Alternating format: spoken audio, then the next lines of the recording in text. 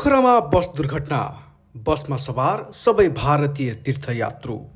प्रहरीका अनुसार उक्त बसमा 30 जना सवार थिए, जसमध्ये चालक र सहचालक बाहेक सबै भारतीय नागरिक रहेको प्रहरीले जनाएको छ।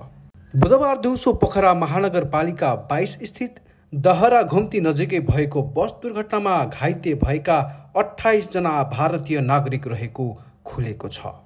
प्रहरीका अनुसार उक्त बसमा 30 जना सवार थिए, जसमध्ये चालक र सहचालक बाहेक सबै भारतीय नागरिक रहेको प्रहरीले जनाएको छ। 2 जना बाहेक अरूको अवस्था सामान्य रहेको मेडिकल कलेजमै पुगेकी कास्की प्रहरी प्रमुख एसपी श्यामबाबु ओलियाले जानकारी दिए। भारत छत्तीसगढबाट 41 जना मङ्गलबार राति पोखरा भ्रमणका लागि आइपुगेका थिए।